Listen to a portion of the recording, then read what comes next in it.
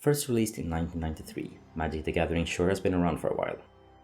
The free-to-play digital edition Magic Arena first launched in November 2017 as a beta, coming to a full release in September 2019 on PC, with mobile devices joining the party in 2021 in March.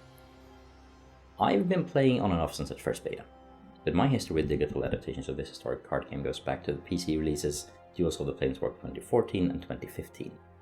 I played a lot of those games with friends, and in fact both, to this day, remain in my top 15 games per playtime on Steam.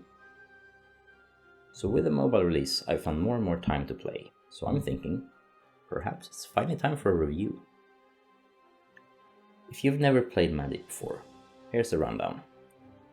Players go head to head with decks of cards, usually at least 60 in each deck, and try to deal damage to the other player to bring their health down to 0 or below. Cards come in 5 colors, colorless, or a mixture of colors, and each color represents a magical element. Cards have several types, costs to play, and effects, and usually a turn consists of you playing a card, playing a land card that works as mana to then play more cards, and then a combat phase where you deal damage, and of course another opportunity to play a card. There are more phases in between, but let's not go into that. Every few months, Magic releases a new set of cards, usually built around a central theme, like Vampires and Werewolves in the latest set, Innistrad Midnight Hunt, or the Dungeons & Dragons set, Adventures in Forgotten Realms. Once per year, some sets are removed from the allowed list of cards you can use in the standard game modes, and any card from those sets are moved into the growing number of sets you can use in the historic game modes, where of course you can use any card you've ever collected. This is done to make room for new sets coming later, and while it's a bummer to see some of the favorite cards being removed from the main game modes, it also provides a fresh feeling, because you see, to me, Magic has two sides. There's of course the play on matches, where a combination of luck, strategy and adaptability decides who goes out on top of it. There's also the deck building side. This is where you scour your collection for cards and themes that play well with each other, like cards that do things whenever you gain life points, combined with ways to gain more life points. Even within just the rotating standard sets, there are billions of decks to make, and finding good ones with what you have at your disposal is a lot of fun.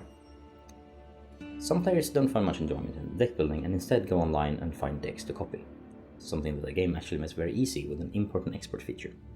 After you play enough games, you'll learn to spot these common decks, and that means you can make counters for them. With almost 30 years now of continuous refinements, the core game is undoubtedly great. Unbalanced cards do show up every now and then, but pretty much everything has a counter, so balancing is usually sorted out over time. And when it's not, some cards are just banned from certain game modes. So that's Magic. But what about Arena? First of all, yes, it's a free-to-play game, and that does mean microtransactions. There are two currencies. Gold, which is earned by winning matches or completing daily missions, like play 30 cards of this color or play 30 lands. Completing missions will provide you with 500 or 750 gold depending on the difficulty, and 1000 gold, for reference, gets you a pack of 8 random cards. The other currency is gems, which can be bought by real money using quite inflated prices, or earned by playing certain game modes that all require a buy-in of either golds or gems. You win enough games of each mode and you get more gems back. You'll usually also get a lot of cards for actually joining the game mode in the first place. Thanks to wildcard features and the quite generous participation rewards, you can play a lot and have fun without ever spending a dime. If you do, some game modes will be a very rare event for you, as they are gem only to enter, and the initial decks you start with will only get you so far. In all honesty, you probably have a worse time the first month of playing than you will down the line as you unlock more cards and decks. As digital adaptations go, Arena is honestly quite mediocre. There's only 1v1 modes for now. Most game modes, like stated earlier, are pay to enter for the most part. The Brawl mode was recently added, but proper Commander mode is still missing. Furthermore, performance is honestly subpar. Some combos creating too many effects at once will cause the game to crash, and twice now I've had several months where I can't even start the game on certain platforms. First, it happened on PC back in April, and most recently the whole Adventures in Forgotten Realms set on my phone, and I had just gotten the Mastery Pass with my hard-earned gems, and well, I'm still waiting to hear back from support on that one. At the same time, it is a well-designed, fully-fledged, free-to-use Magic the Gathering playground where all of the boring parts like tracking effects with markers and dice are done for you. And it's always fun to play a game and get that perfect combo that the deck was built around. Or, to crawl out of a situation where you were sure you were gonna lose that match. And making decks, well, it's just so much fun. Yes, the UI is a tad tedious, especially on mobile, but finding those fun decks is worth it. And joining a draft, picking up some cool mythic rare cards to build a deck around, and then winning 5 games in a row, that's very satisfactory. Magic Arena is one of those games I just love to death, but also it is very, very flawed. It's far from perfect, and many of the issues have been there since the first release in beta.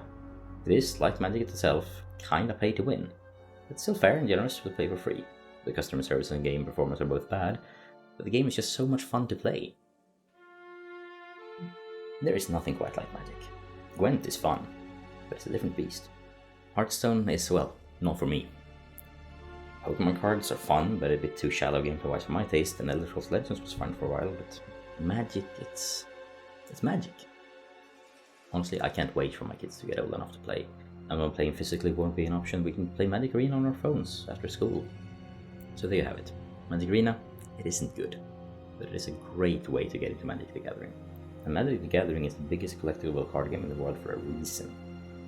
It's never been a better time to start playing. So see you out there on the board. May you draw well.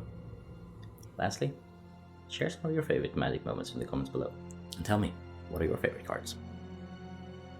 Thank you for watching this video. If you liked it, please show it to the almighty algorithms by hitting the like button.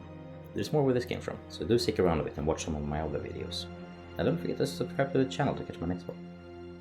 And should you ever see me go live, join in and chat for a while.